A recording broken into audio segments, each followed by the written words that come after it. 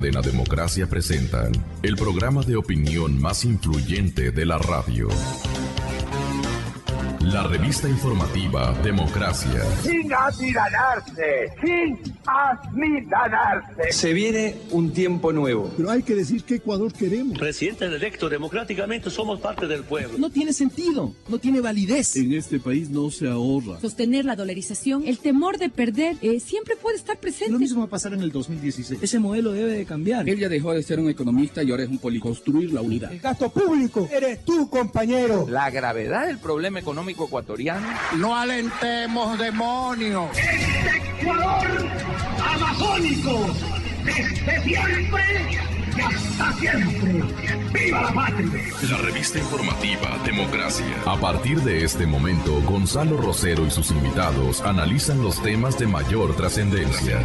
La revista informativa Democracia con Gonzalo Rosero. Más libre que nunca. Comenzamos.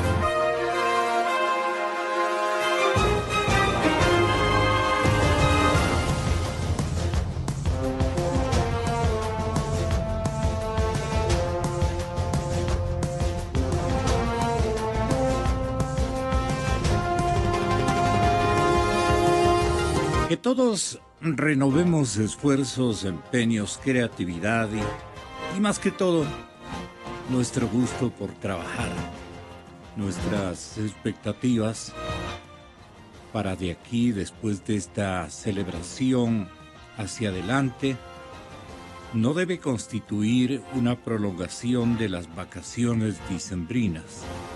Pensamos que a partir de esta mañana todo el mundo pondrá de parte para reactivar y proseguir en una administración económica, social y política de lo más adecuada y generosa para con el país. Buenos días con todos ustedes, señoras y señores. Privilegio contar con la presencia del economista Pablo Lucio Paredes como uno de nuestros primeros invitados en esta mañana.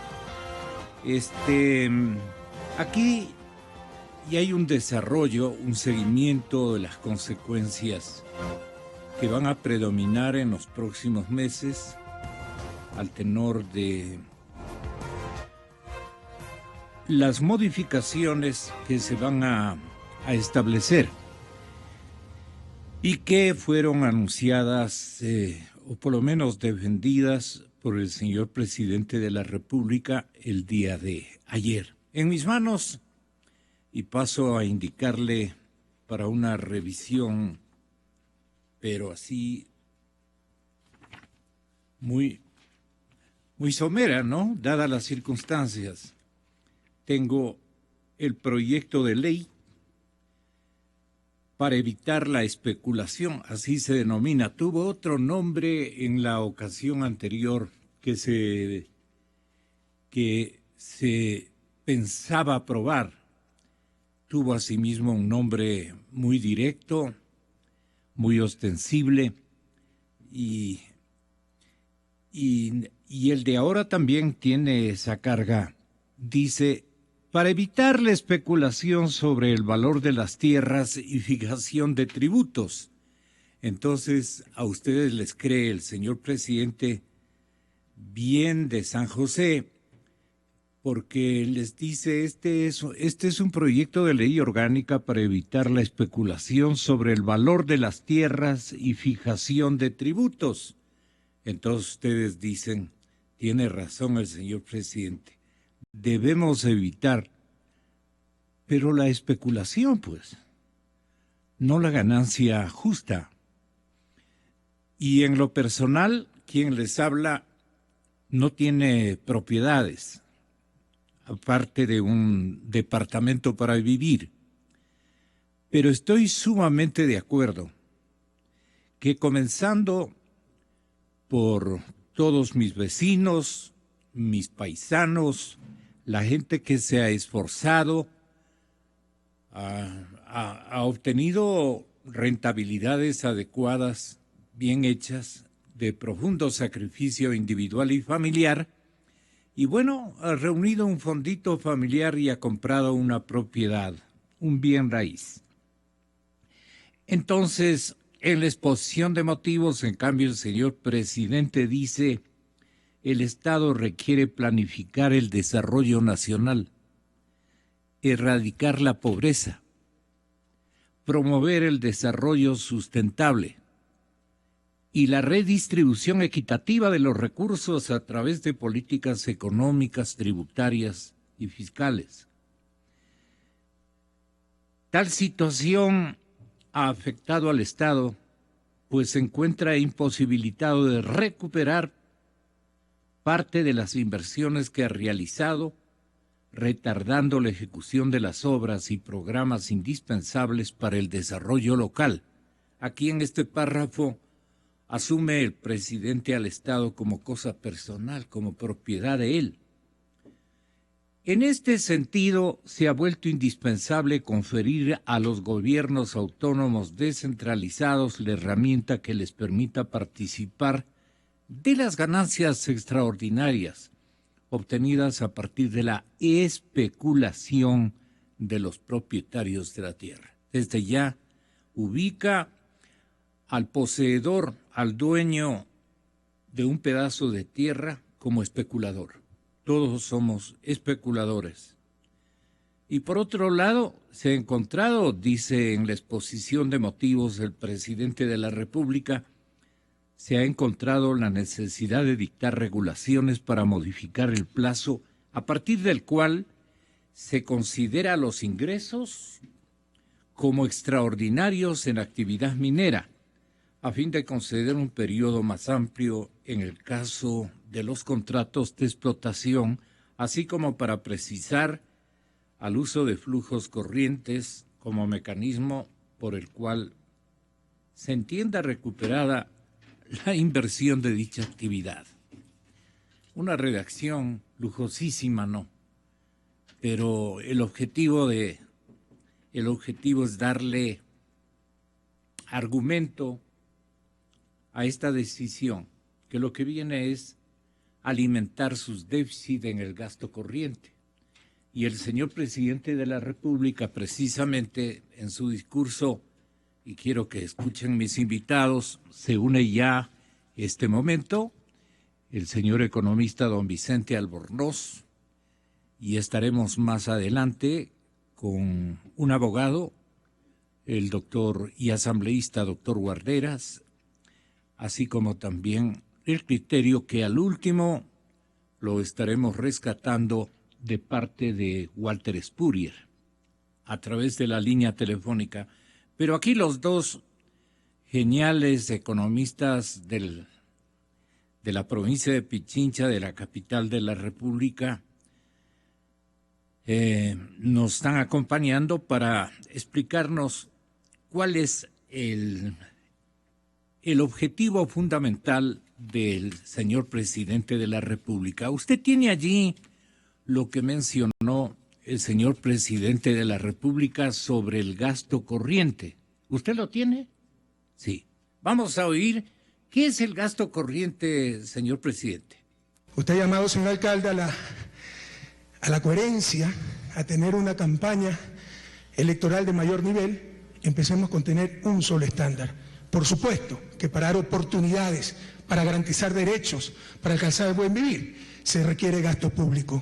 Y gasto público financiado con tasas, con cobro de servicios, con un sistema tributario donde es elemental, por principio de justicia, que el que más tiene, más paga. Eso es parte fundamental de la gobernabilidad y de la acción de gobernar. Eso es lo que mencionó puntualmente. El gasto corriente que inventa el señor presidente de la República como indispensable y necesario, obviamente, y es su financiamiento, pero procede de qué incongruencias afirmadas así por el señor alcalde de la ciudad. No le gustó la palabra incongruencia. ¿En dónde ha sido incongruente el señor presidente respecto de su gasto corriente del gasto que él ha realizado durante estos cerca de 10 años, economista Pablo Lucio Paredes. ¿Usted le encuentra incongruente al presidente en el manejo, digamos, de las reglas sobre la liquidez, sobre las asignaciones que ha formulado, etcétera? Muy buenos días, un saludo a todos, saludo a los compañeros de panel. Ya está aquí. Mire, yo creo que, yo no sé si la palabra es incongruente, excesivo, malo, ineficiente, no importa las palabras que se le quiere poner. Hay una enorme cantidad de gasto del Estado, y no solo gasto corriente, sino gasto de inversión también, porque a veces se parte en el Ecuador de la idea de que el gasto de inversión por definición es bueno y el gasto corriente es malo, y lo cual no es cierto. Hay gasto corriente bueno y malo y hay gasto de inversión bueno y malo. Y el criterio es si es que ese gasto corriente o de inversión del gobierno es útil o no para la sociedad, y si es que es mejor que otras alternativas que se podían haber dado. Ese es el tema fundamental. Y no hay la más mínima duda que un Estado como el ecuatoriano, que ha gastado estos años en promedio 40% del Producto Interno Bruto, llegando casi al 45% en un momento dado, pero digamos que en promedio ha gastado 40%, es obvio que tiene una enorme cantidad de gastos, tanto corrientes como de inversión, que son inútiles para la sociedad. Pueden ser útiles para las personas que se están beneficiando, puede ser útil políticamente, puede ser una serie de cosas, pero desde el punto de vista de la sociedad son gastos inútiles. Ya hemos comentado en otras oportunidades, se puede hacer un listado enorme de todos esos gastos inútiles, y creo que dentro de esas cosas inútiles, y no solo inútiles, sino incluso malas, está esta famosa ley, que no importa el título largo que tiene, pongámosle más sencillo, la ley de plusvalía, que antes era una ley de plusvalía y herencia. Ahora entiendo que el tema de la herencia ya no está. Ya no está. No. Entonces por eso ya no se llama plusvalía herencia, ahora se llama solo de plusvalía, más allá de la frase larga que hay. Sí, ¿no? así es. Creo que es una ley inútil y mala. Inútil porque ya hay en el Ecuador mecanismos para cobrar a la gente sobre ese tipo de activos. Hay las contribuciones a mejoras que uno hace en los municipios, que es justamente eso, como su nombre lo indica, cuando han hecho una mejora alrededor tuyo, tienes que contribuir con eso. Hay la propia plusvalía, que es un impuesto a la plusvalía que se paga. Hay los impuestos prediales que son sobre las propiedades. En fin, ya pagas una serie de cosas. Y si se considera que no se cobran bien por alguna razón, que los municipios no aplican bien el impuesto a la contribución a mejoras, que los catastros están mal hechos y por eso no se cobra bien el impuesto predial, en fin, hay que hacer las cosas bien hechas y cobrar lo que hay que cobrar, pero por eso digo, me parece que es inútil, porque ya hay una serie de impuestos que se pagan y que podríamos perfectamente seguir viviendo con eso. Pero además me parece que es malo y peligroso para el patrimonio de las personas por varias razones que podremos ir comentando más adelante. Así que ese es el marco general en el que estamos. Vicente Albornoz, bienvenido, buenos días. El señor doctor José Hernández, de la revista digital Los Pelagatos, dice que más allá de los detalles técnicos que habrá que analizar cuando sea aprobada la ley de plusvalía, hay que ver el contexto político, el contexto económico incluso en el que se busca aprobarla. Lo que se pretende es limitar el costo político y sacar el máximo provecho político. A ver, ¿cómo es esto? Sí, limitar el costo político y sacar el máximo provecho político. No sé si podamos entender este pensamiento de José Hernández. Creo que está claro. Porque Correa anunció el 17 de octubre pasado, en la inauguración del Hábitat 3, que volvería a enviar esta ley. Y lo hizo esta antevíspera. no, el 1 de diciembre, para ser más exactos, el 1 de diciembre. Y ese proyecto tiene carácter igual que el inicial de urgente. La Asamblea tiene entonces 30 días para aprobarlo, sería hasta fin de mes. Correa, consciente que este proyecto sacó a los ciudadanos a la calle y escoge un periodo de fiestas. Ahí es insincero con la colectividad, porque ha escogido, a esto les clavo este impuesto cerquita a Navidad, cuando estén todos embelesados después de la fiesta de Quito y preocupados, naturalmente, de cómo financiar. Y además yo tengo tremendos problemas económicos de fin de año, pagos obligatorios que tengo que financiarlos. Y entonces yo tengo que hacerlo aprobar en diciembre, habría dicho el señor presidente para sí. Ahora, explotar el valor político de la ley, se cree que los especialistas dirán, cuando la ley salga, ¿cuánto puede recoger el fisco? Poco, comparado con el desgaste que esto produce para el correísmo. Y por ende, esta ley solo busca réditos políticos cuyo valor es mayor para el poder. Hay 3 frentes, entre muchos otros, en que puede sacarle partido. A. Usarla para mostrar que este gobierno ataca a los ricos, aquellos que tienen patrimonio, que tienen tierras, que tienen casas, que tienen departamentos y además que pueden heredar. Los especuladores de suelos urbanos. Correa, esos son lo que les tilda a los dueños de estos activos, estas propiedades familiares. El señor presidente acaricia la base electoral más relegada buscando sumar votos que ayuden a Moreno a ganar en la primera vuelta.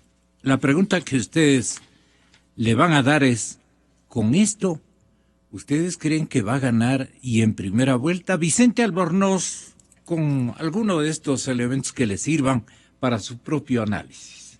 A ver, Gonzalo, yo creo que hay que ver cuál es la situación política y económica del gobierno en este momento. A ver, sería iluso pensar que cuando estamos a 2 meses de las elecciones, 2 meses y 1 semana de las elecciones, todas las medidas, absolutamente todas las medidas del gobierno son medidas pensadas electoralmente. O sea, si no son operaciones del día a día, todas las medidas nuevas del gobierno son medidas pensadas electoralmente. Entonces, esto tiene que haberse pensado en cómo ganar votos. Sería absurdo analizarlo de otra manera. Es que tiene que ser hecho así, ¿no? El patriotismo puro del señor presidente. Sí, pero es que estamos a 2 meses y 1 semana de las elecciones, entonces necesariamente esto se lo hizo pensando en ganar votos. Primera cosa. Segunda cosa. Sí, tenemos un gobierno tremendamente desfinanciado. Un gobierno tan desfinanciado que hasta cambió las normas del encaje bancario para poder conseguir por ahí un poquito más de plata que le preste el Banco Central. Entonces, si usted junta estas 2 cosas, parece que estuviera juntando agua y aceite, ¿no? Porque esta ley no le va a rendir nada de ingresos entre hoy y el día de las elecciones. Y obviamente el gobierno necesita ingresos entre hoy y el 19 de febrero para gastar, para lucirse ante los votantes y para hacernos sentir esa ficción de que la economía no está mal. Entonces, ¿cuál es la lógica detrás de esto? Usted deja entrever a la gente que lo hace de malo. Claro, parecería que lo que quiere es autoflagelarse casi y perder votos, pero no. Yo creo que el gobierno, y esto ya es un análisis totalmente político, ya olvídese, la parte económica es el gobierno no tiene plata, pero esta ley no le va a dar recursos. Esas son las 2 cosas que son evidentes, ¿no? Esta ley no le va a dar recursos para gastar antes de las elecciones y aumentar su popularidad, y al mismo tiempo el gobierno está sumamente apretado en platas. Entonces, ¿cómo puede uno entender esto? Yo creo que el gobierno necesita ganarse la lealtad de la gente ideológicamente cercana a él. como que ha estado perdiendo la lealtad de la gente ideológicamente cercana al gobierno, y ahora hace pues es como una declaración de decir, no, yo sí, mismo sí odio a los ricos. Un poco ese es el sentido de la declaración, y dice, tanto les odio a los ricos que voy a ponerles esta ley de plusvalía. Entonces, como que con eso usted está garantizando que no se le van a ir los que ya eran sus fieles. Más o menos por ahí iría mi entendimiento de por qué el gobierno, justo antes de, insisto, estamos a un poquito más de 2 meses de las elecciones, decide subir impuestos. Es decir, pocas cosas hay tan impopulares en cualquier país del mundo que el aumento de impuestos. Y que un gobierno haga un aumento de impuestos, faltando 2 meses para las elecciones, tiene que tener una lógica política atrás, y para mí esa lógica política es garantizarse la lealtad de los que ya le eran cercanos al gobierno. Probablemente está sintiendo que alguna de las candidaturas, más bien de izquierda, le está quitando votos, alguna cosa de esas, y por eso tiene que salir a decir, no, yo mismo sí soy de izquierda y sí odio a los ricos y sí les pongo impuestos duros a los ricos, confíen en mí, yo soy realmente el partido y el candidato que va a seguir luchando por los pobres y por lo tanto le subo los impuestos a estos malvados ricos. Economista, pero en el momento en que se pague este impuesto, los mismos ricos aparentemente están en el andarivel de él, del voto duro de él. Ellos van a reconocerse que han sido ellos los ricos porque tenían un pedazo de tierra, departamento. No, es que Gonzalo, esto no deberíamos conectarlo con la realidad, porque esto no es un tema que esté en el fondo conectado con la realidad. Esto es un tema 100% electoral. Aquí lo único que importa es lo que menos debería importar, o sea, las percepciones.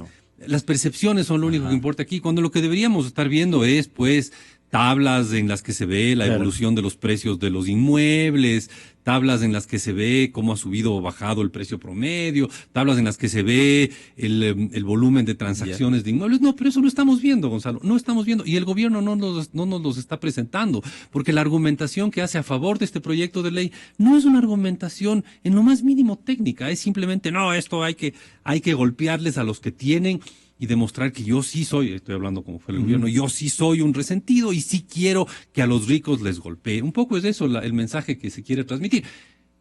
Si no, Gonzalo, en serio, primero, una reforma tributaria se la hace con mucha anticipación a las elecciones, y segundo, se la sustenta con argumentos económicos. Nada de eso tenemos. Entonces, esto, Gonzalo, sería iluso pensar que no es un tema electoral, no es un tema simplemente de campaña, ¿no? Es eso, es un tema de campaña, en mi opinión, para asegurarse que no se le vayan muchos de los votantes del centro izquierda o bien a la izquierda, que me da la impresión que se le están yendo hacia otros candidatos. Entonces, doctor Guarderas, bienvenido, muy buenos días. Placer tenerlo acá en el estudio principal de la cadena Democracia en la capital de la República. Perdone usted, pero entonces quiere decir que al término de una cortísima distancia, muchos de los que este momento asumen como que es un tema que no les va a tocar a ellos. Hay otros que van a decir, no, esto es general. Y este es un cocacho que nos acaba de dar bien feo a nosotros, los mismos que pensamos votar por él. Porque este es un tributo general, pues. No dice allí en el proyecto de ley, y esto tiene que entender la gente, este impuesto es para todos, menos para los que van a votar por mi compañero de partido. Lenin va a ser el beneficiario, pero de los votos adversos. Y Lenín Moreno, para sus adentros, y en algún momento en Basile por lo menos le va a decir, oye, pero no me defiendas, compadre, porque me estás haciendo un daño terrible. No creo, pues, que sea tan ingenuo Lenín Moreno de creer el discurso del señor presidente de que esto es para los ricos. Es que esto es general. ¿Usted le ha analizado al proyecto? Tenga la bondad de darnos una orientación sobre el grado de repercusión que va a haber. Y no solamente individual o parcialmente para determinados ecuatorianos poseedores de activos, ricachos. Los ricachos que piensan que no les va a afectar están en el partido del gobierno. Esto es los nuevos ricos. Los nuevos ricos prácticamente, ¿no? Tenga la bondad. Muchas gracias, Gonzalo. Un gusto compartir esta mesa de trabajo con dos eminentes economistas, Pablo Lucio y Vicente. Un saludo a los radioescuchas. Bueno, yo quisiera añadir a lo que dice Vicente que sí hay un propósito fundamental y es de carácter político. Distraer la atención de la gente por la corrupción para evitar que se siga descubriendo todo este saqueo y corrupción de Petroecuador. Mire, eso le está quitando votos, restando todos los días porque la corrupción la ha ahogado a este gobierno. Realmente que la situación para ellos cada día es una baja, y naturalmente necesita distraer. Por eso la urgencia. Mire, este gobierno utiliza estos mecanismos legales inapropiadamente, lo califica de urgente. Este tema lo estamos discutiendo varios años, Gonzalo. ¿De dónde está la urgencia? Que nos quieren decir que tiene que entrar en vigencia porque tiene que aplicarse para el ejercicio del año 2017. Mentira. Vicente lo acaba de señalar, estamos a 2 meses de las elecciones. Necesitamos que la gente que, en lugar de estar hablando de la corrupción de todos los días, de los caballos, de Petroecuador, distraer. Que se centre la discusión en los medios en este tema. De ahí sí, comparto lo que decía Vicente, de los ricos, de los pobres, y sin embargo, eso es mentira, porque es un garrotazo a toda la ciudadanía. Afecta inclusive a la clase media, a la clase pobre, que recuerdo, de acuerdo con el INEC, no se olvide, Gonzalo, el 82% de la población está entre la clase media y baja. Así que afecta a este 82% y al 18%, porque usted muy bien lo señalaba. Y recuerde usted que además exonera a las grandes constructoras, a las grandes inmobiliarias. Para ellos sí hay exoneración, para el resto no, absolutamente. Entonces, a ver, cuéntenos esta parte de la ley. Cortito, doctor. Cortito. Hay exoneraciones previstas en el proyecto de ley. Porque, perdón, en términos generales lo que el señor presidente dice es que va a evitar burbujas inmobiliarias regularizando a los municipios en el tema de sus catastros. Vea lo que dice. Esta ley, cuyos efectos se verán en el mediano plazo, también evitará burbujas inmobiliarias, como la que perjudicó a nuestros migrantes en España y antes en Estados Unidos. Además, ayudará a los municipios a regularizar el problema de los catastros, que son la base para el cobro adecuado del impuesto predial, que en el país es el más bajo de la región, apenas de los más bajos, apenas un 0.12% del Producto Interno Bruto. Se nos ha hablado de mayor autonomía de los gobiernos locales, soy el primero que dice eso, pero la verdadera autonomía empieza por la autonomía financiera. Y resulta que en promedio, nuestros municipios dependen 85% sobre sus ingresos de las asignaciones del gobierno central. Y el principal ingreso que normalmente tiene un municipio, que es el impuesto predial, es apenas el 0.12% del Producto Interno Bruto, el segundo más bajo de la región. Él insiste en que los ingresos, óigaseme bien, los ingresos, dice él, de esta plusvalía van a recibir los municipios, ¿verdad? Por politiquería, ignorancia, ambas cosas. Ya empezaron con su festival de mentiras sobre esta ley. Dicen que los ingresos que genere la ley serán para el gobierno. En realidad los recibirán los municipios y en el próximo gobierno, con lo cual se derrumba la falsedad que la ley obedece a necesidades fiscales. Dicen que ya se cobra tasas por mejoras. Eso es cuando se realiza obra municipal. El gobierno no puede cobrar tasa por mejora. Por UNASUR no pudimos cobrar absolutamente nada. ¿Qué le parece a usted, doctor? Es que todo esto es una mezcla de una serie de ideas que hay que irlas desglosando seriamente. Claro, que se va a incrementar la recaudación de los impuestos por parte de los municipios, sí, porque la ley forza a que se haga una alza de los avalúos catastrales. Y esto naturalmente va a generar el que haya mayor recaudación del impuesto predial. Pero mire, el tema de las... ¿Y con eso qué evita el señor presidente? Absolutamente nada, no evita. Vamos a tener que pagar más por impuesto predial, porque el avalúo que ahora tenemos va a ser alzado. Hay un forzamiento, tienen que cumplir, de acuerdo con la ley, esta tarea los municipios. Pero hay dos cosas. Pero está engañando entonces.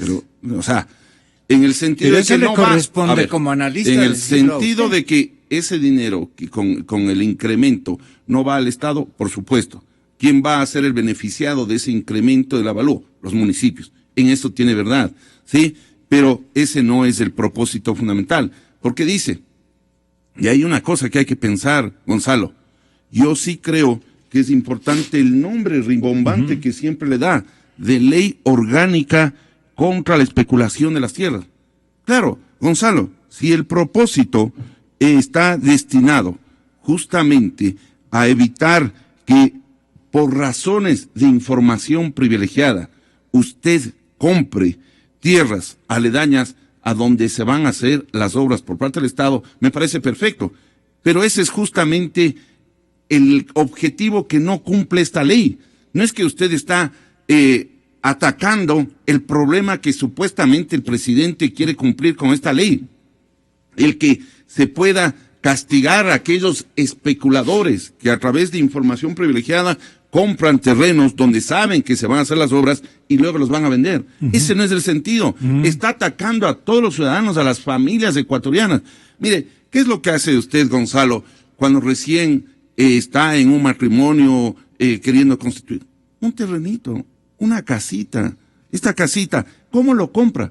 Muchas veces lo compra con préstamo. Ahí ya tiene un costo que tiene que ir pagando el préstamo que usted obtiene al banco, al Seguro Social, lo va y tiene con una tasa activa, porque aquí hay una contradicción. ¿Qué es lo que a usted le deduce según esta ley? Por un lado, le deduce el costo que usted tendría de ese dinero, lo que el valor que ganaría, la utilidad que usted obtendría si ese dinero lo hubiese colocado a un banco y a la tasa pasiva. Ahí tenemos un grave problema. Mientras usted obtiene el préstamo a la tasa activa, ¿sí? Que es más alto, en cambio solamente puede descontar el interés a la tasa pasiva. Ahí hay una diferencia que está perjudicando a la familia ecuatoriana. Y luego tiene que bajar los 24 salarios básicos unificados, que es más o menos $8,700. Y luego eso, la diferencia que queda de lo que él denomina ganancia ordinaria, más esta rebaja general, le queda lo que él denomina ganancia extraordinaria o ilegítima. Él se inventa este invento de ganancia ilegítima y sobre eso le quiere que el Estado le quite el 75%. Es un impuesto confiscatorio, es acabar contra el patrimonio de las familias, es atentar contra el desarrollo, el progreso de los ciudadanos. Y el derecho de obtener alguna utilidad por buena vía. Pero por supuesto. Ahora es lo legítima. que dice economista Pablo Lucio. Nosotros, asumiendo como que él ha puesto el dinero, dice, nosotros hacemos la obra pública. Le otorgamos un entorno de mayor rentabilidad o de mayor costo al terreno o al edificio donde está ubicado un determinado departamento. Y los beneficiarios son los especuladores. Es decir, ¿cuántos millones de especuladores, según esta adjetivización del señor presidente de la República, existirán en todo el país? ¿Cuántos millones de especuladores habrán según esta ley? Porque literalmente habla de especuladores. Mira, yo creo que más allá de las muy buenas razones que Vicente y Santiago han dado sobre el porqué de esta ley, yo creo que hay otra, y es que Correa quiere dejar en el país la huella de su visión ideológica, ¿no? De decir, yo hago una serie de cosas que pasan a la historia, que son únicas, que a nivel mundial la gente habla. Yo creo que es parte de eso, ciertamente. Muchas veces... Una vanidad ideológica. Sí, yo creo que en muchos casos luego se da cuenta de que no es así y vuelve atrás. Por ejemplo, el acuerdo con Europa.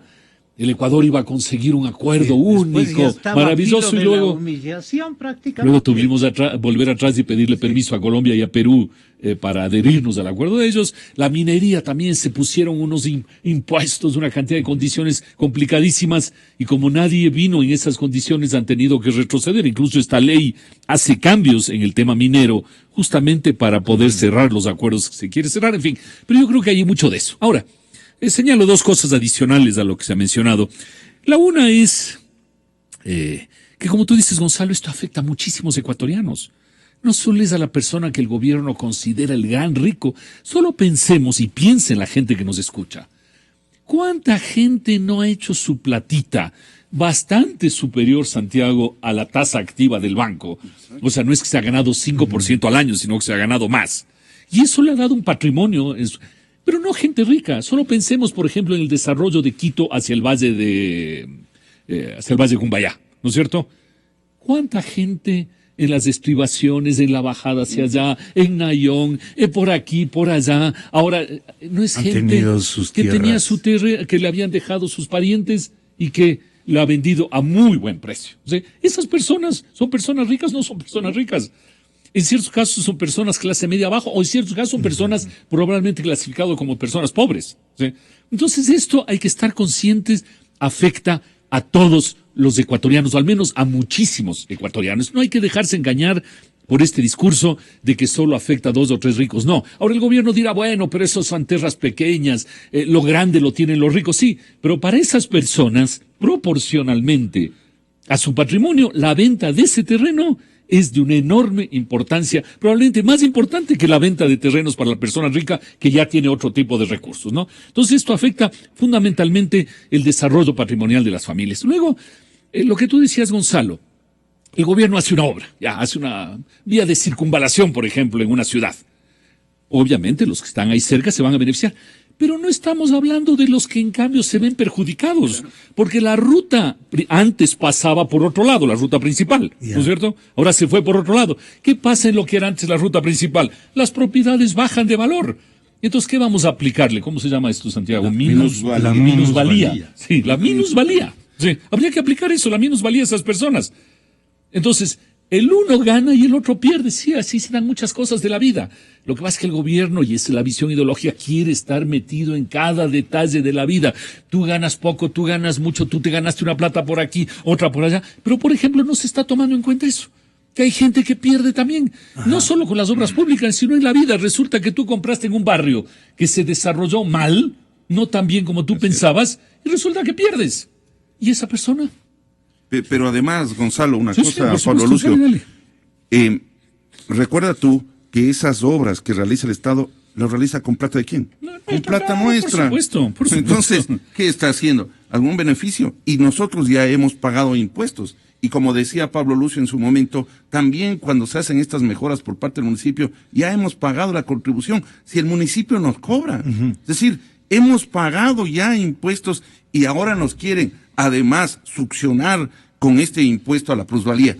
Y le agrego otro ejemplo de la vida real de la gente. Supongamos a alguien que tiene una propiedad y la propiedad subió. Digamos que tiene un departamento de 100 metros y subió bastante de precio por la razón que haya sido. Y ahora esta persona quiere mejorar en su vida. Entonces, en lugar de tener un departamento de 100, quiere tener un departamento de 150. Simplemente porque quiere mejorar, porque tiene un hijo adicional, porque de pronto la suegra viene a vivir al departamento. Muchas razones. Sí, muy bien. Entonces, ahora, supongamos que ha habido un... ¿Por qué se santiguado? No. Pero así les veo a ellos sonreídos todos. Entonces, digamos que él vende muy bien ese departamento de 100, con gran plusvalía. Gran plusvalía porque hubo un proceso de aumento de precio, lo que sea. Gran plusvalía. Pero resulta que él con esa plata quiere comprarse un departamento un poco más grande. Muy bien. Pero ese departamento más grande también subió de precio. Claro. Porque todo ha subido de precio, ¿no es cierto? Pero resulta que al vender el primero, en esa parte, llamemos especulativa, el gobierno se lleva el 75%. ¿Le va a alcanzar para comprarse el nuevo departamento de 150? No le va a alcanzar, pues. No le va a alcanzar. Va a tener que Porque un préstamo para pagar el impuesto. Exacto, lo que sea. Entonces, esa persona que quiso dar el salto de 100 a 150 metros, ¿no es cierto?, no va a poder hacerlo, porque resulta que sí es cierto que lo de él subió de precio, pero las demás cosas también subieron y por ende no le alcanza a comprarse. ¿Puede mejorar su patrimonio? No puede mejorar. Entonces, como eso, solo quiero decir que podemos encontrar 1000 ejemplos de situaciones absurdas, de minusvalías y plusvalías, de tantas cosas. Por eso yo digo, lo mejor que podemos hacer es mejorar si hay que mejorar lo que tenemos. Y ya, dejémonos de cuentos, vivamos con lo que tenemos mejorado si hay fallas. Pero esto es muy peligroso y muy malo para el patrimonio de muchísimos ecuatorianos. Esta parte de la generalización de los impactos no entiende mucha gente que seguramente está alineada con el señor presidente de la República y va a buscarle serle fiel en los próximos comicios. Ellos dicen, esto es solo para los ricos, no es para mí. ¿Cómo usted contradice, digamos, esta apreciación sincera de la gente humilde y que conoce poco de estas movidas, ¿no es cierto? Yo creo que el tema fundamental es que la gente tiene que hacerse la pregunta, yo o mi gente alrededor, en los últimos años, en lo que sea, en los últimos 5 años, 10 años, 20 años, ¿he vendido propiedades ganándome una buena plata o no he vendido? Sí.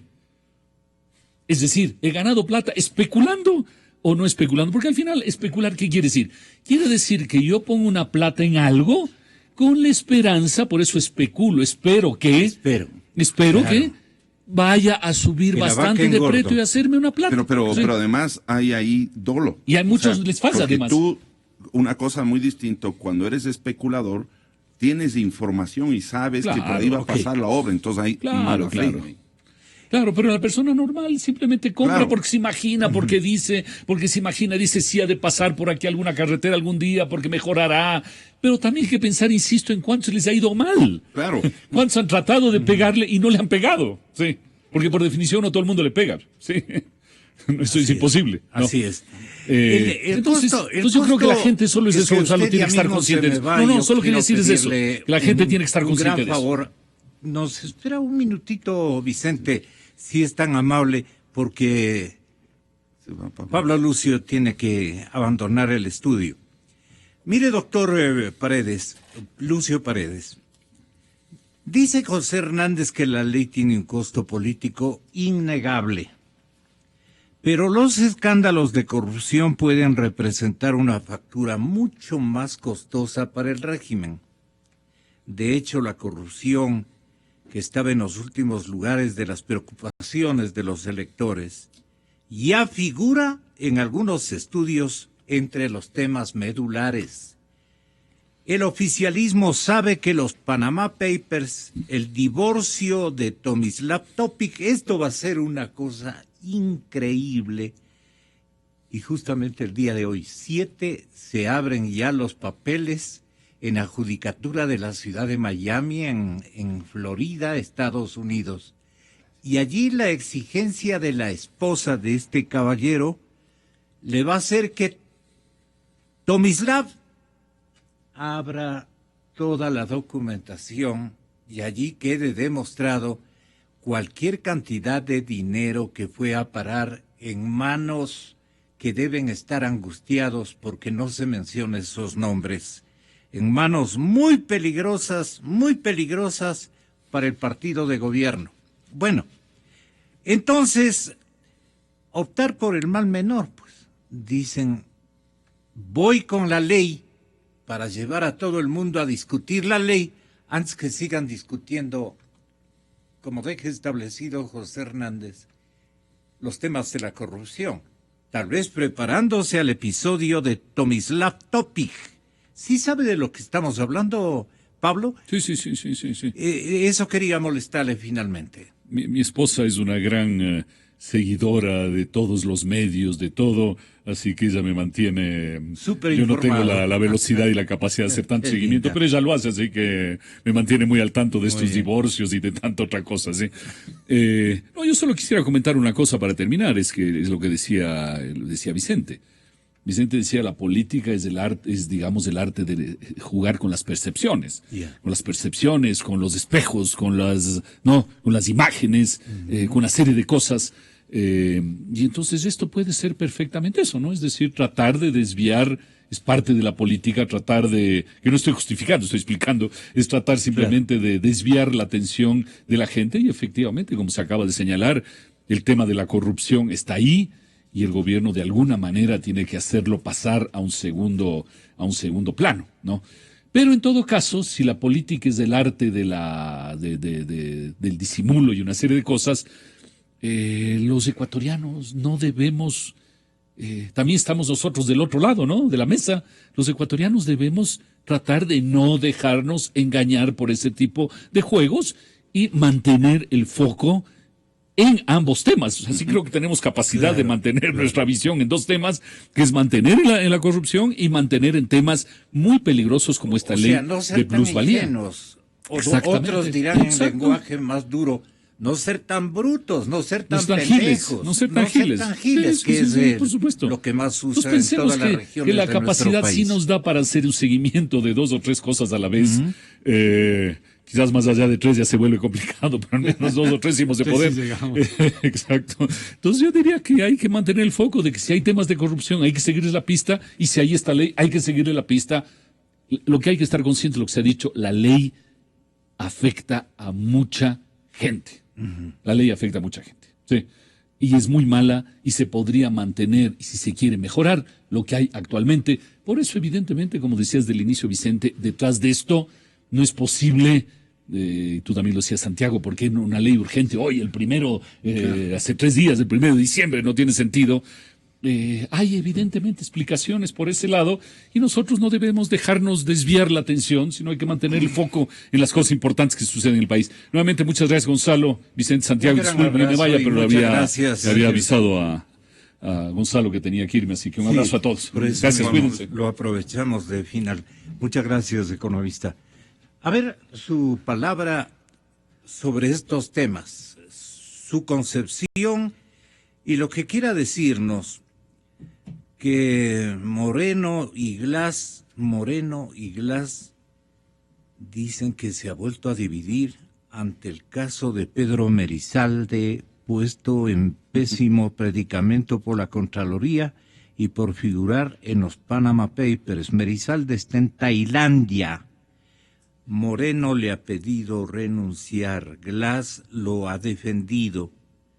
Todo esto, una ola de especulaciones, de denuncias de corrupción que están preocupando al oficialismo. Le traigo así como una especie de telegrama.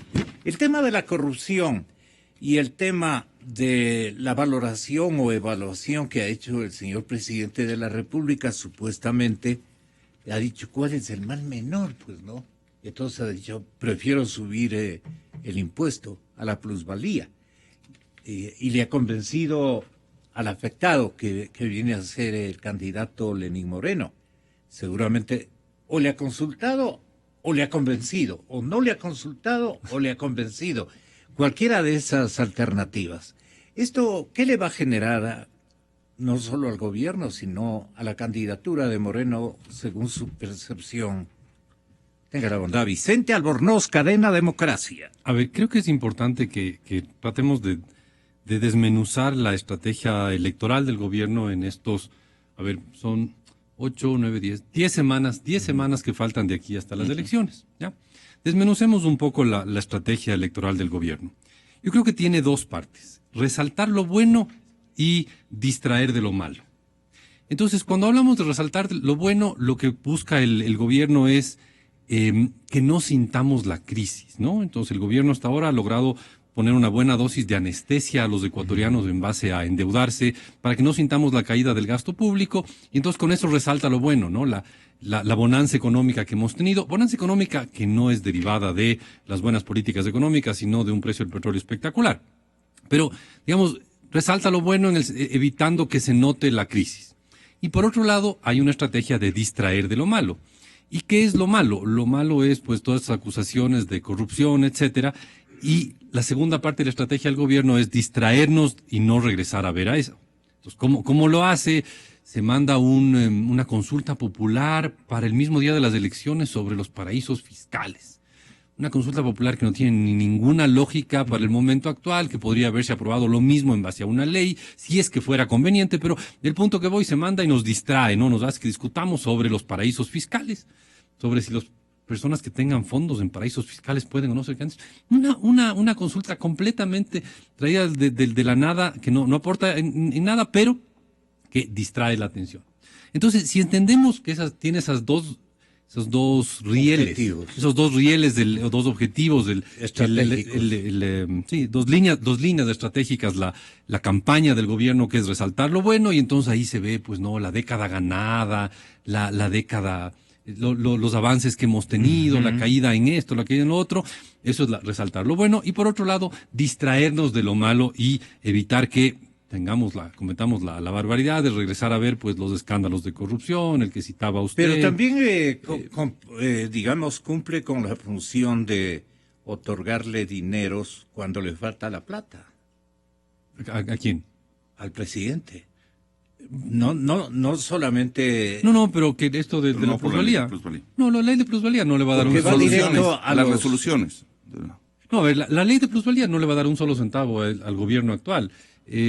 Porque dudo que, primero les va a dar a los municipios, y dudo que alguien negocie o sea, que haya mucha negociación de bienes inmuebles entre enero y mayo, cuando se acabe el gobierno. O sea, esto, ¿cómo le podría beneficiar al gobierno? Pero esto ya es una cosa tremendamente especulativa. Claro. Podría ser que los municipios recauden un poco más y que por lo tanto el gobierno tenga que hacerles un poco menos de transferencias a los gobiernos municipales, pero eso es una cosa totalmente marginal. Eso no le va a dar recursos al gobierno.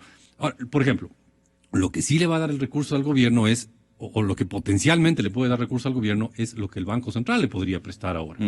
Porque se han cambiado una serie de regulaciones. Exactamente, por lo del encaje. Exactamente. Entonces, a ver, ¿qué es el encaje bancario? El encaje bancario es un porcentaje de mis depósitos que están en un banco privado que se va al Banco Central. Seguro. Esto es una herramienta que se usa en todos los países del mundo para controlar la cantidad de crédito. Y uno sube el encaje cuando hay que enfriar una economía, por ejemplo. Entonces, cuando una economía está con demasiados créditos y eso le está distorsionando a la economía, típicamente se sube el encaje. Cuando una economía está con muy pocos créditos y no está moviéndose como debería, típicamente se baja el encaje bancario. Pero ahora, ¿qué pasó? Y esto fue la semana antepasada, fue a fines de noviembre en realidad. Se decreta que me parece que es del 15 de diciembre, va a subir el encaje bancario de 2 a 5. ¿Qué significa eso? Que si usted hasta hoy, cada dólar que tenía depositado en un banco privado, iban 2 centavos. Si de cada dólar que tenía depositado en el banco iban 2 centavos al Banco Central, hoy van a ir bastante más de la mitad, va a ir un 150% más. Claro. Van a ir 5 centavos de eso al Banco Central.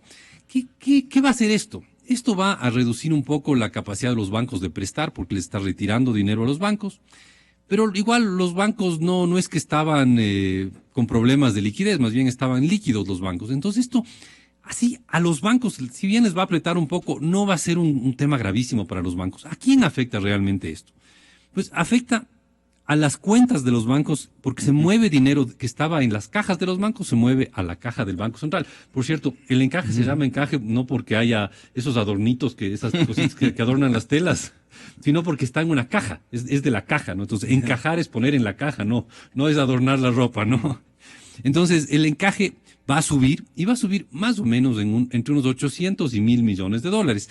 Va a ser plata que los bancos privados van a tener depositado en el Banco Central, pero en realidad es plata de los depositantes de los bancos que los bancos privados tienen en el Banco Central. Y eso va a hacer que el Banco Central tenga una mayor cantidad de liquidez. Ahora, ¿qué hace el presidente no tiene razón, Vicente, que en manifestar los bancos están exitosos en liquidez, exitosos. Qué malvados los bancos, hay que castigarles por tener éxito. Muy bien. Tienen mucha liquidez y es conveniente traer un poco de ese dinero al Banco Central para que me preste. No. O para yo tomarme, digamos, esos recursos. Porque lo que explicaba el señor presidente en el 6 es la recuperación de los depósitos de la banca.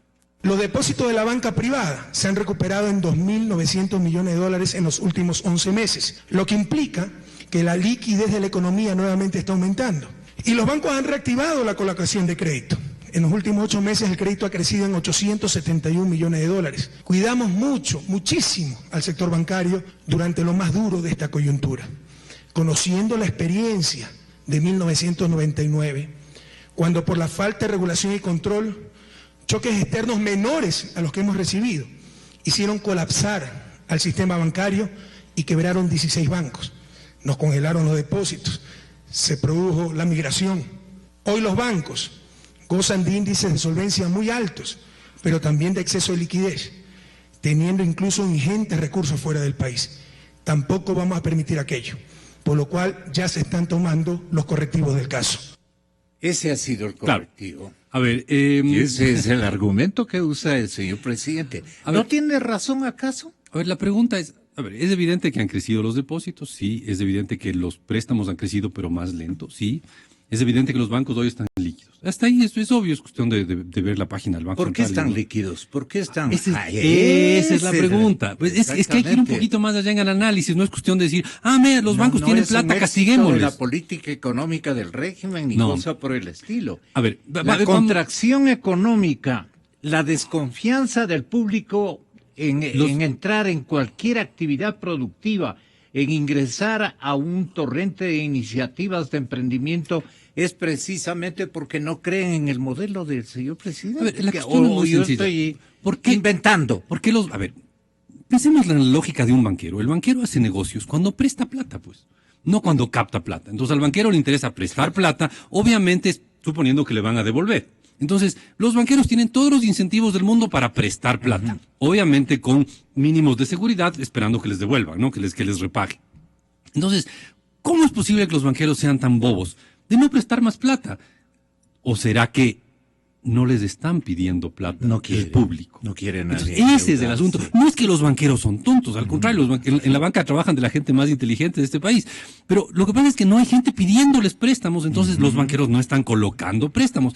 Y eso es medio obvio, pues. Estamos en una recesión, la gente no quiere endeudarse, la gente no ve el futuro con confianza, entonces simplemente no se endeudan. Y por eso es que los bancos están con liquidez. Entonces lo que ve el presidente Correa es, los bancos tienen liquidez. Y él piensa, pero el gobierno está sin liquidez. Entonces, hagamos que los bancos depositen más plata en el Banco Central y que el Banco Central le preste al gobierno. Eso es lo que está buscando. Y es perfecto, con un cierto cinismo, si usted quiere, pero justamente le va a llegar plata al gobierno para pagar los sueldos de diciembre, pues. Es perfecto, el timing, como dirían en inglés, para pagar la nómina de diciembre le va a llegar justo la platita necesaria, porque... A ver, insisto, el mecanismo es... ¿Cuánto es que necesita? Necesito entre 500 y 800 millones al mes. Pero la nómina del Estado es 9 mil millones anuales. La nómina no. Para diciembre, ¿cuánto requiere? Debe estar por ahí por unos... tercer sueldo. Es que una parte ya se han anualizado, pero debe estar alrededor de unos 1.200 millones de dólares. Que es un poquito menos de lo que va a aumentar el encaje, que es parte del... A ver, insisto, veamos el mecanismo completo, ¿no? Usted deposita plata en un banco privado, ese banco privado tiene que colocar plata en el Banco Central entonces va a tener esa plata y como suben el encaje, aumenta lo que tiene el Banco Central. Entonces ahora le puede prestar el central al gobierno. En el fondo lo que está pasando es que sus depósitos van a financiar la nómina de diciembre del gobierno. El señor presidente, perdonen ustedes si esto ya es para usted, doctor. El señor presidente dice que es un éxito económico la cantidad de dinero que han guardado o han logrado guardar los bancos y que el público no le provoca utilizar esos recursos por desconfianza, seguramente en el modelo económico, para no ir especificando causa por causa de que la gente se abstiene de utilizar ese dinero. Pero el señor presidente dijo, es el crecimiento económico, es producto del crecimiento económico que yo he inspirado, es producto de mi éxito en el manejo técnico, manejando sin paquetazos como acostumbraban antes. Eso es lo que dijo ayer en el Teatro Sucre. La economía creció 0.6% en el segundo trimestre del 2016 respecto al primer trimestre, con terremoto incluido, con lo cual se evidencia un cambio de tendencia en el crecimiento, como lo confirman todos nuestros indicadores de ciclo trimestral. Y esto no es fruto del azar, no es fruto de la suerte. Sin moneda nacional, con desplome de las exportaciones, con apreciación del dólar, con eventos naturales gravísimos, adversos, la recuperación es fruto de un manejo económico técnico, responsable y claro, siempre pensando en las grandes mayorías. Todo esto lo hemos logrado sin los paquetazos a la clase media y a los más pobres, como ocurría antaño, ¿se acuerdan? Subida del gas, de la gasolina, de la luz, de los teléfonos. Lo hemos logrado sin paquetazos, como ocurría antaño, y como parecen añorar ciertos candidatos. Les hago sufrir por lo menos a mis invitados. Tenga la bondad, Vicente Albornoz. A ver, muy sencillo. ¿Por qué han subido los depósitos de la banca? Santiago, prepárese también con una. ¿Por qué han subido los depósitos de la banca desde diciembre pasado hasta la fecha? Muy sencillo. Porque han entrado más dólares de los que han salido. Ahora, ¿por qué han entrado más dólares de los que han salido al país? Por dos razones. Uno, la recesión económica hizo que las importaciones se contraigan y tenemos hoy una balanza comercial positiva. O sea, por el lado comercial entran más dólares de los que salen. ¿Y a dónde se van los dólares? A la banca. Y lo segundo, que es la causa más importante del crecimiento de los depósitos, es que el Estado se ha endeudado un montón en el extranjero y ha traído dólares al país, pues. Entonces, la recuperación de la liquidez es porque estamos importando menos y porque estamos endeudándonos más. Por eso hay más plata en los bancos. Y claro, como hay una recesión, los bancos no pueden colocar la plata a toda velocidad porque no hay una demanda de crédito. Eso es lo que explica el tema actual de los bancos. Voy a la ciudad de Guayaquil para ir combinando. Walter Spurrier. No me corte una cosita, Gonzalo, que yo creo que es importante. ¿Tiene coherencia? Sí, Ya. absolutamente con todo lo que acaba de ser Vicente. Un minutito, yo creo que es importante Spurrier. porque los economistas, los buenos economistas que conocen de la situación, dicen que no tanto es el encaje, la primera resolución del 2 al 5%, porque ese dinero ya constaba en el Banco Central. Le inmoviliza, obviamente, eso impide que se pueda hacer mayor préstamo, ofrecer créditos a la ciudadanía, aumenta las tasas de interés, pero que fundamentalmente es el tener que repatriar los valores, porque como se cambia la forma de calcular el coeficiente de liquidez doméstica al excluirle el porcentaje del fondo que manejaba el COSEDE de garantía de depósito, hay muchos bancos que no alcanzan a cubrir la cuota del 60% y por lo tanto se tiene que repatriar entre 350 y 400 millones de dólares, es decir, nuevos recursos. Y claro, todo ese dinero sirve para cubrir, para estar al servicio del gobierno.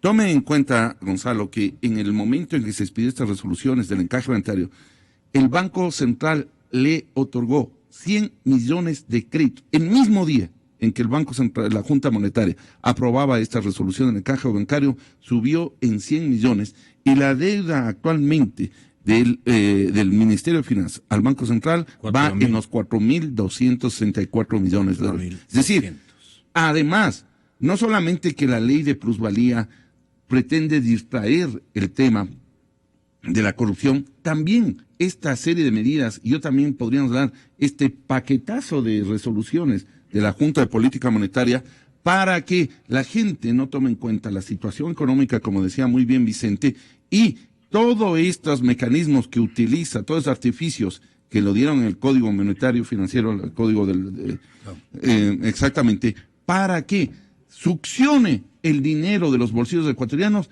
y esté el Banco Central al servicio del voraz, de la deuda voraz del gobierno. Ese es el punto más importante. Entonces, ¿qué buscaría usted? Ojalá nos pueda ayudar. ¿Qué buscaría usted conocer de parte de un gran analista como es el economista Walter Spurrier respecto de lo que usted menciona? Bueno, exactamente. A mí me gustaría que nos aclare este tema de por qué se discrimina el que solamente los grandes bancos, que son 7 según, que tienen activos superiores a los 1.000 millones, el que sea el que cubra toda esta situación. Esos son los más afectados. Va directo contra ellos. Son los únicos. Porque el resto no lo hay. Sí. ¿Cuál podría ser el objetivo igualmente estratégico y seguramente de odiosidad, no sé, de animadversión de parte del gobierno a estas casas financieras. Esto es campaña nada más. Es parte de la campaña. Claro. Economista Walter Spurrier, le estamos escuchando acá en la capital de la República. Muy buenos días, sea bienvenido. Muy buenos días, gracias Gonzalo. Saludos a los compañeros de panel, a los amigos allá, a la audiencia en general. Yo pienso que el motivo por el que se limita esto a los 7 bancos más grandes es porque se trata de los 7 bancos más líquidos. Entre los bancos más pequeños hay unos que están relativamente líquidos, hay unos que no tienen suficientes reservas para la cartera que no está rindiendo intereses. Entonces, en ese sentido, ha afectado a los bancos que en términos generales ya tienen ese dinero en el central. No es que van a tener que poner más dinero en el central, sino que ya lo tienen y se les congela. Se les dice, esto ustedes ya no lo pueden tocar. Se lo encaja, se lo meten en la caja, como explicó Vicente. Entonces, una vez que está metido en la caja se la pasan al fisco. Entonces dicen, ahora usted, el fisco, puede usar este dinero para cubrir sus gastos, ya que no ha podido conseguir un nuevo crédito en el mes de diciembre o los fines de noviembre. Entonces, yo pienso que ese es el principal motivo, de que si esto se hubiese aplicado a todos los bancos, habrían bancos más pequeños que habrían tenido dificultades. ¿Cuáles son esos bancos, economista? Bueno, no le voy a decir cuáles son los bancos que han estado con mayor, no son dificultades mayores las que tienen, pero igual tienen sus ciertas deficiencias de reserva, son bancos relativamente pequeños, y en cambio los 7 bancos más grandes, donde están, bueno, sobre todo pues los más grandes de todos, ¿no? Pichín. No, yo me refería a los bancos buenos, a los que les ha tomado en cuenta. Bueno, han tomado fundamentalmente a Pichincha, Prodobanco, Pacífico, Guayaquil, Internacional, Bolivariano, serían los bancos más grandes. Algún otro intermedio que se me escapa, pero esos serían los bancos en los que he tomado en cuenta y los que tendrían, y los que han captado esa mayor cantidad de depósitos, ¿no? Porque son bancos que cuando vino la caída del precio del petróleo y la contracción económica en el año pasado, estos bancos comenzaron a cortar sus préstamos para recuperar liquidez y poder atender la caída en los depósitos, y tuvieron mucho éxito en hacerlo y recobraron liquidez. Y estos bancos, luego que comenzó la recuperación de los depósitos por el crédito externo y por la falta de importaciones, como explicaba Vicente, han tratado de, una vez que pudieron detectar que en efecto los depósitos estaban subiendo mucho, que habían logrado reducir suficientemente la cartera, reversaron su política y comenzaron a buscar, a prestar más a los clientes, y los clientes le decían, no, si ya no necesito tanto capital de trabajo, ya solamente necesito crédito para despedir empleados y para pagar impuestos, y han seguido haciendo esfuerzos por buscar ese dinero y no lo han podido hacer por la recesión económica. Entonces esos bancos se han quedado líquidos y son esencialmente esos bancos grandes que acabo de mencionar. ¿Y qué importe tienen los 3 puntos del encaje bancario que han subido? ¿Representan cuántos millones adicionales de dólares? Es aproximadamente unos 700 millones de dólares. Ahora, para mí, lo más importante en eso es, primero, que no era necesario hacerlo, porque la economía no se ha sobrecalentado, no está subiendo la inflación. En segundo lugar, los bancos, con toda esa liquidez, estaban haciendo un enorme esfuerzo por colocar dinero, y si logran colocar el dinero, eso va a ayudar a una reactivación de la economía. Pero la reducción de la liquidez en las entidades financieras es producto también de un gran temor. ¿En qué consiste el temor? En términos generales, la población o los agentes económicos ven con incertidumbre el futuro por varias razones. Por el lado de las empresas, porque ven cambios en las regulaciones que en términos generales esos cambios han sido negativos para sus intereses y ven una política económica que no se la puede sostener en el tiempo, porque básicamente es coger recursos de todas partes para alimentar para el gasto público, y por lo tanto no están invirtiendo. Por el lado de las familias, con la amenaza de ley de herencias, con la amenaza de ley de plusvalía, con este entorno económico un poco incierto, no están comprando bienes raíces, no están invirtiendo, afectado el sector de la construcción. Y por el lado de los consumidores, el gran desempleo que se ha dado, la caída, el desplome de los empleos formales en la economía, ha hecho a que la ciudadanía tenga miedo de gastar plata y más bien quiera guardar su dinero porque piensa que las cosas pueden ser peor. O sea, las expectativas son negativas y eso también está incidiendo en que nadie quiera tomar los préstamos, ni para consumo, ni para capital de trabajo, ni para inversión.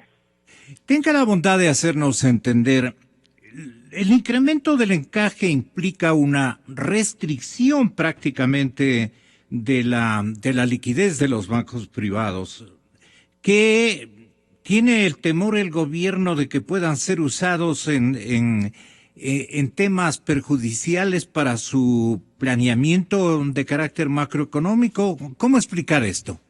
No, yo creo que hay que explicarlo en función de que el gobierno necesita el dinero.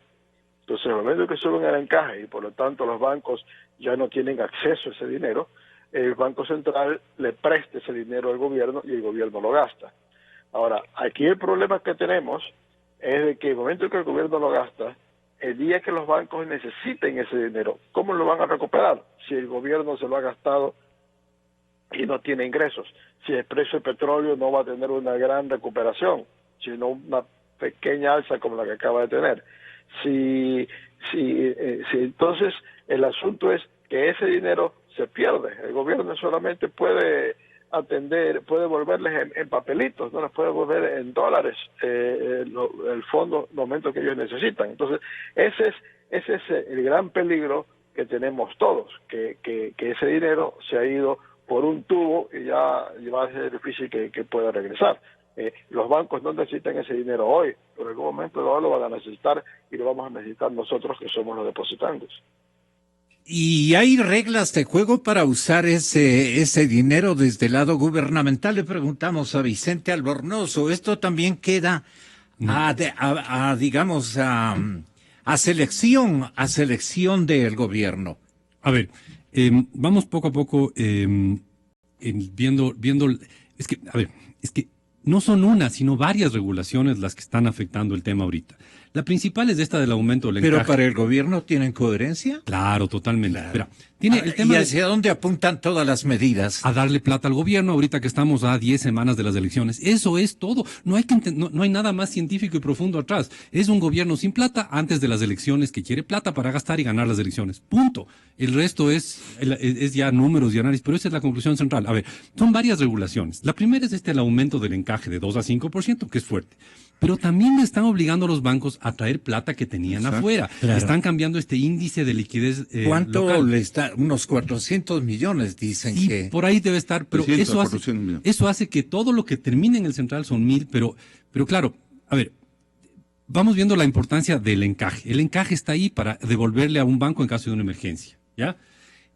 Pero si le prestan al gobierno, ¿cómo le van a devolver al banco en caso de emergencia? Eso es lo que dice el economista. Segunda cosa, ¿para qué ponen los bancos plata afuera? A ver, nuevamente, ¿son tontos los banqueros o no? Porque afuera les están pagando a los banqueros unas tasas de interés infames, bajísimas, 0.01% les estarán pagando, y así todo ponen plata afuera. ¿Por qué lo hacen? Porque eso es una manera de asegurarse que están cuidando bien nuestros depósitos. O sea, si yo pudiera ver qué banco es el que más plata tiene depositada afuera, diría que ese es el banco más seguro que hay, pues. Porque allá es donde mejor se está cuidando nuestros dólares, y son dólares que están controlados bajo la legislación norteamericana. Entonces, les están obligando a los bancos a traer la plata acá al país y después a colocar más plata en el Banco Central. Entonces, todo es una armazón bastante bien armada, con mucho cinismo, pero bastante bien armada, para que el Banco Central tenga más plata.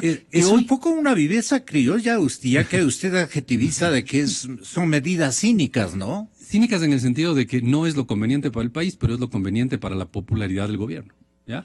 Entonces, usted tiene ahí más plata en el Banco Central, y esa plata del Banco Central antes no la podía prestar al gobierno. Pero hicieron un cambio a la ley de régimen monetario, a la famosa ley Trole, si no me equivoco, a fines del 2014. Santiago, que es abogado, se acordará. Sí. A fines del 2014 se hizo ese cambio y entonces ahora sí le pueden prestar. Entonces, la vieja ley Trole, la que se aprobó allá pues en la larga noche, esa ley hubiera impedido que esto ocurra, porque estaba bien hecha. ¿Ya? Entonces, le modificaron a esa ley y entonces ahora ya le pueden prestar al gobierno. Entonces, no, lo que están haciendo es legal, o sea, está dentro de la normativa legal. Eso es muy importante decirlo. No están haciendo una ilegalidad, no están cometiendo un delito, ni nada. No, están haciendo algo que está dentro de la ley, pero que en mi opinión es tremendamente inconveniente para el país, porque verá, los bancos ahorita estaban, y eso les he oído yo a los banqueros, tratando de colocar plata, porque es el negocio de ellos, ¿ya? Claro. Entonces estaban tratando de colocar plata, y claro, le suben el encaje. Entonces, ahora le garantizo, Gonzalo, que los bancos van a hacer un menor esfuerzo para colocar crédito. Y eso va a generarnos una recesión mayor. De nuevo. Pero ¿sabe qué, Gonzalo? Esa recesión va a venir después de las elecciones. Entonces está muy bien calculado el timing, como dicen en inglés, el timing de las medidas está muy bien calculado para darle plata al gobierno y pues vendrá el diluvio, pero ya después de las elecciones, pues eso ya qué importa. Mientras tanto queda ya instalada una nueva estructura legal que se va a dignar Santiago en explicarla a la ciudadanía. Guarda absoluta coherencia, obviamente, con las cantidades de dinero que se piensan cambiar de un sitio a otro y con las reglas de juego que ha inventado un equipo gubernamental que debe estarse burlando del resto, pero por supuesto, del resto mire, de los Gonzalo, actores.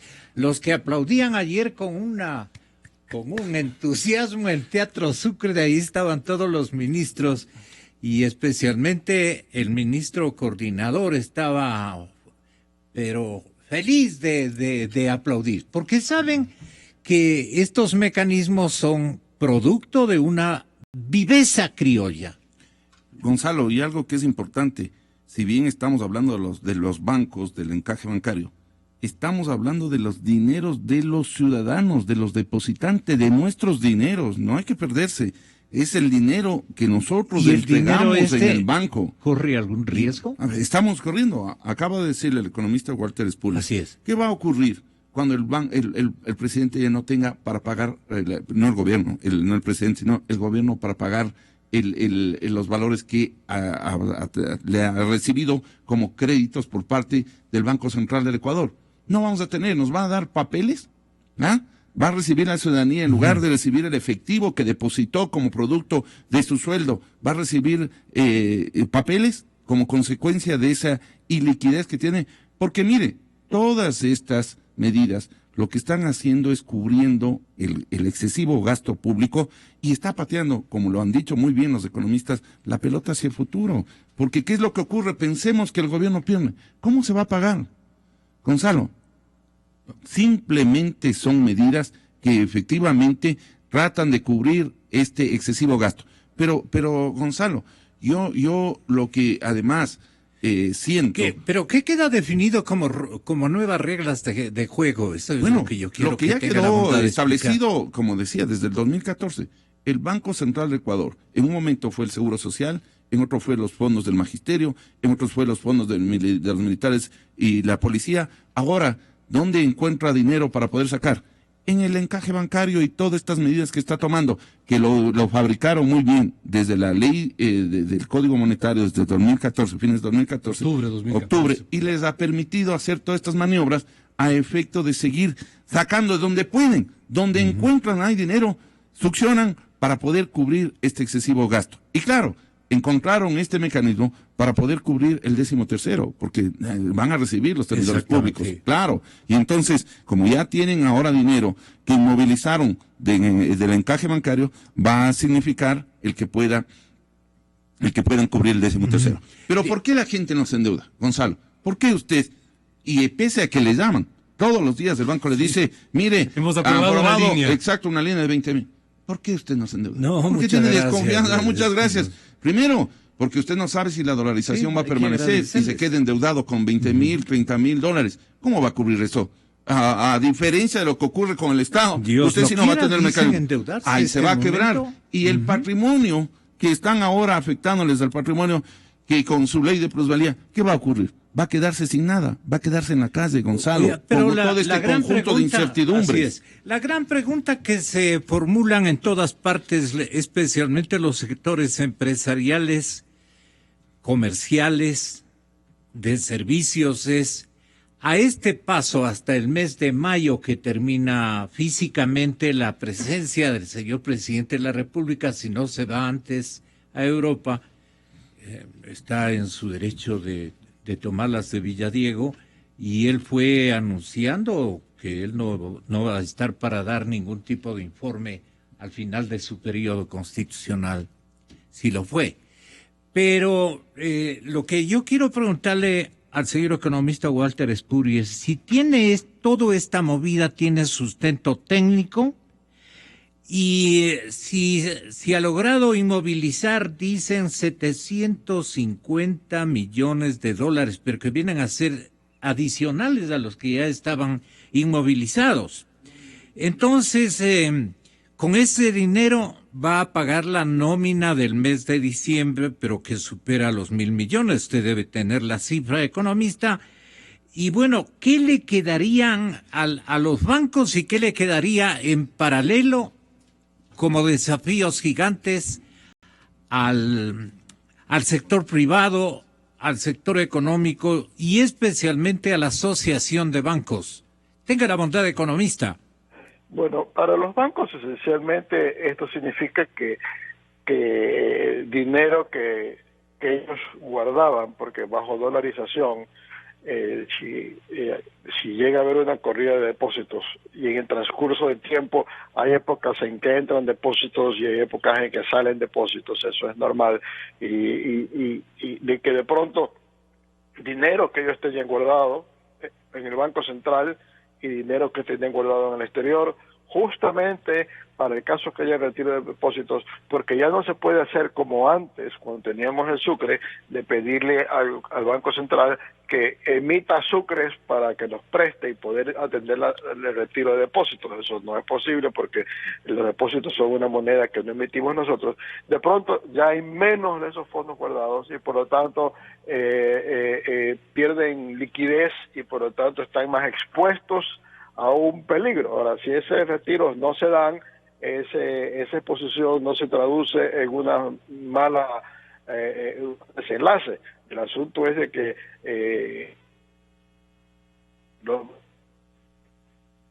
ha tenido ese enorme interés en preservar esa liquidez para que no correr un riesgo en el caso que yo retire depósitos. Entonces, en ese sentido, ese es un impacto importante que hay.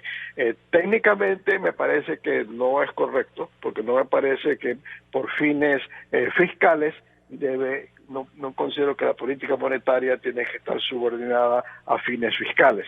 Siempre pienso que la política monetaria debe obedecer a necesidades monetarias, cómo controlar la inflación, cómo asegurar que hay suficiente liquidez en la economía.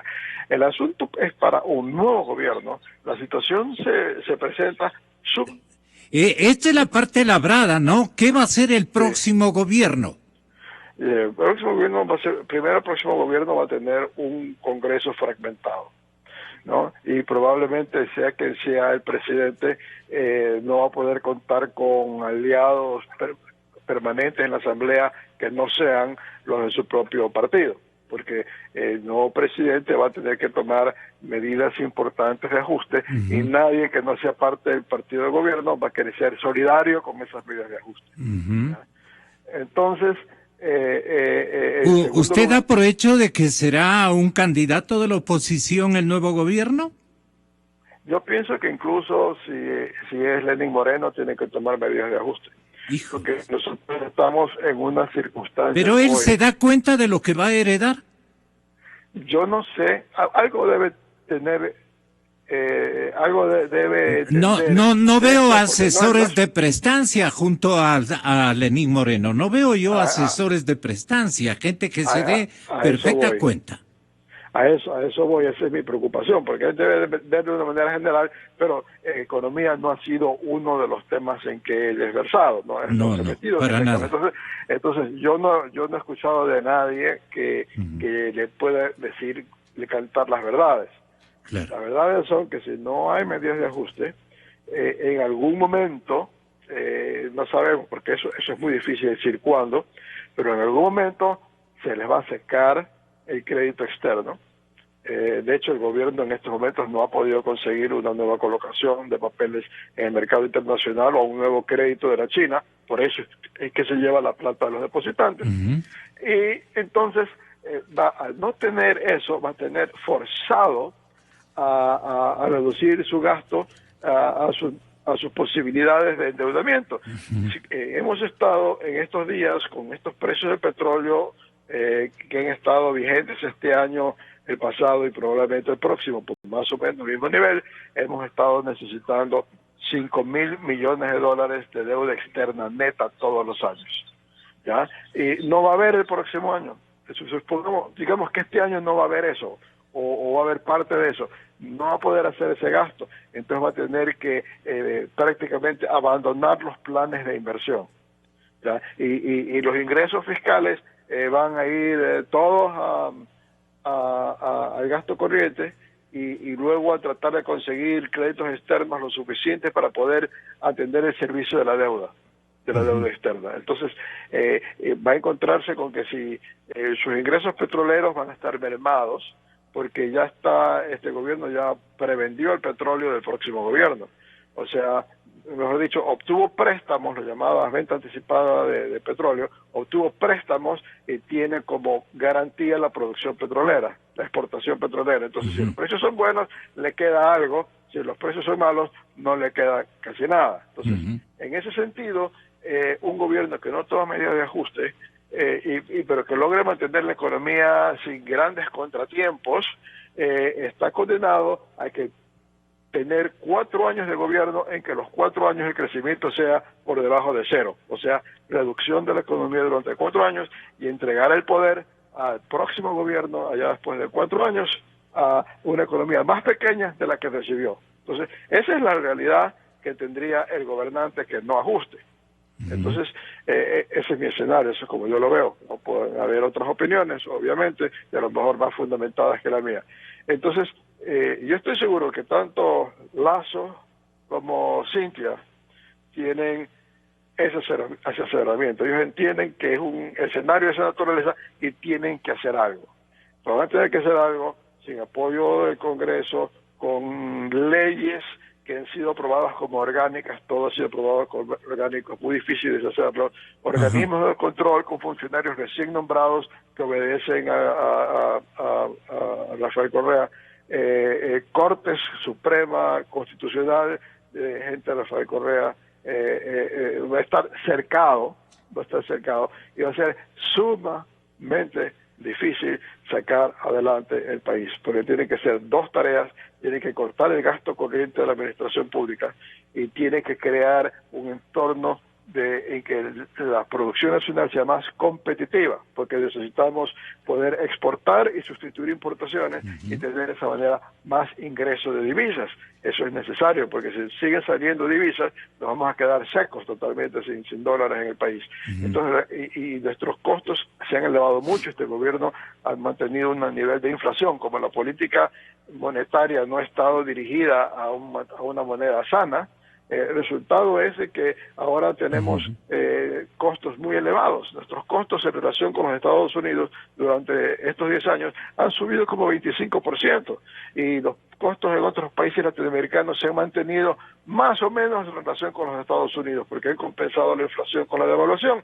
Por lo tanto, por eso es que Colombia está tanto más barato, no es porque ellos han tirado al piso su moneda, sino porque más bien han mantenido una paridad similar con oscilaciones en estos 10 años, está mucho más barato que el Ecuador, Perú está más barato que el Ecuador, y Brasil también en muchas cosas, en mucha producción industrial. Entonces, en ese sentido, el gobierno va a tener que reducir el gasto corriente, va a tener que implementar una flexibilización laboral para que las empresas puedan, sin despedir, poder utilizar mejor su personal sin tantas dificultades como ahora, porque es muy inflexible el manejo personal ahora, y va a tener que cortar toda esta burocracia que ha aumentado los gastos tremendamente, infinitamente, no solo para las empresas, sino para todos los ciudadanos, ¿no? De que ahora es dificilísimo. O sea, pagar bien. Estadísticas de desocupados y semiocupados van a acrecentarse terriblemente por esta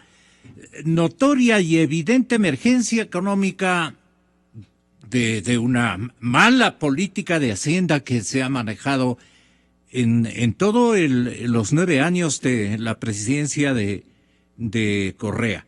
Ahora, el Código Orgánico Monetario y Financiero, doctor Santiago, define a las reservas internacionales como el total de activos externos que posee un Estado, que posee en este caso nuestro, el Banco Central del Ecuador, en instrumentos financieros, ya sea en divisas o emitidos por no residentes que sean considerados líquidos y de bajo riesgo. Entonces, estas reservas bancarias son las que están tomándose, digamos, en esta última parte, ¿o cómo explica usted esta situación? Dentro de esas reservas, un papel muy importante es el encaje bancario, y de eso es lo que están tomando el dinero para poder cubrir la quiebra que tiene el Estado. Entonces, yo creo que hay que cambiar todo este sistema para echar abajo este esquema que lo han planteado, y que había algo muy importante que lo señaló el economista Walter Spurrier, y que recuerde, otra de las trampas que hacen es darle a esta ley de plusvalía, por ejemplo, el carácter de orgánico. Todas las leyes que ha expedido el gobierno lo han dado con el propósito justamente de que la forma en que se pueda derogar es la mayoría absoluta, y como saben que esto está en riesgo, también van a mantener el esquema que lo han construido a efecto de que si no se logra una mayoría en la Asamblea, va a ser muy difícil desmontar todo este sistema. Por eso, Gonzalo, aquí han jugado con términos, con el caso de la ley de la plusvalía, con la urgencia, con el carácter de orgánico y además con el contenido mismo que tiene. Eso es muy importante porque me estaba olvidando, y creo que es bueno resaltarlo, que este gobierno utiliza todos los mecanismos legales, financieros, para aprovechar las características y lanzar un esquema que lo están construyendo y lo que están reforzando a efecto de que sea muy difícil en el próximo gobierno, en la próxima asamblea, poder desmontarlo. Señor presidente, al final de su intervención ayer, no le voy a hacer escuchar porque le produce a usted unos granitos. No, pero el señor presidente en realidad manifestó que él iba a dejar todo en orden. Todo en orden. Gonzalo, su última opinión. Gonzalo, verá. Si es que lo que estamos diciendo nosotros es correcto, va a pasar lo siguiente. De aquí a un mes, o un poquito más de un mes, usted va a ver como los préstamos del Banco Central al gobierno, que hoy están más o menos en 4.000 millones, van a ubicarse más o menos en 5.000 millones. En serio, invítenos de aquí al 15 de enero y verá que los préstamos del Banco Central al gobierno van a estar en 5.000 millones de dólares, porque para eso se está haciendo todo. O sea, claro. Todo esto no aguanta el más mínimo análisis técnico. Esto es simplemente un análisis político, electoral, electorero, si quiere, de tener plata para poder gastar en los últimos meses de la campaña. Punto. No sé si usted le pudo escuchar al señor presidente economista Walter Spurrier. Él dijo que iba a dejar todo en orden. Prometió que todo queda en números sanos, virtuosos. Y eso no es lo que realmente va a ocurrir. Yo lo que me pregunto es, ¿qué pensará el ingeniero Moreno, candidato oficialista, si es que le dejan una llanta baja de $5,000 millones? Imagínese usted, economista. Sí, yo realmente no sé qué está pensando Moreno, y de hecho pues ha hablado muy poco, ¿no? Y no se sabe que si él está al tanto de lo que está heredando. Yo no creo que él crea que le estén dejando las cosas en orden. Estarán en orden en el sentido que el presidente tiene todo ordenado para tener el control del próximo gobierno, pero está siguiendo toda una política que no lo hubiera podido seguir si el periodo presidencial duraba más. Está haciendo todas las cosas para que cualquier consecuencia negativa, cualquier enorme dificultad, cualquier medida de ajuste, lo tome el próximo gobierno, porque esto de aquí no es sustentable, no lo puede mantener en el tiempo. Más allá con dificultades vamos a llegar a mayo, porque el gobierno está tomando el dinero de los depositantes en la banca privada, pero ya ni siquiera ha tenido nuevos accesos al crédito internacional. Entonces, realmente no sé hasta qué punto Moreno esté al tanto de lo que le están dejando. Así es. Muchas gracias, economista Walter Spurrier. Como siempre, muy amable usted en darnos respuestas a tantas interrogantes que naturalmente la temporalidad e incertidumbre que prima en la sociedad y en los grupos entendidos en materia económica cunde en nuestro país. Señoras y señores, muchas gracias, economista. Muchas gracias, Gonzalo, a los compañeros de panel y a los radioescuchas, y estoy siempre a disposición de Radio Democracia. Usted es muy generoso. En breves instantes, señoras y señores, y para hablar de este tema, pero fundamentalmente del tema de la corrupción, estará otro cerebro ecuatoriano en materia económica y hombre de paz, pero de alta dignidad técnica y política. Señoras y señores, Abelardo Pachano Bertero, en cuestión de instantes. Hay una fotografía en la primera plana del diario El Comercio, ¿no? Ustedes lo van a apreciar ya mismo, al arribo seguramente a sus lugares de trabajo, o si ya tienen un ejemplar de este miércoles 7 de diciembre, encuentran esta fotografía. El señor presidente del Consejo Nacional Electoral, Juan Pablo Pozo, estará pensando en las disposiciones que le han dado para final de campaña, especialmente para el momento de contar los votos. Ahí está pensativo. Y en el otro lado, en la mitad, del señor presidente de la República está escuchando al alcalde de Quito, que le dice: de gana sacaste a bailar a mi esposa.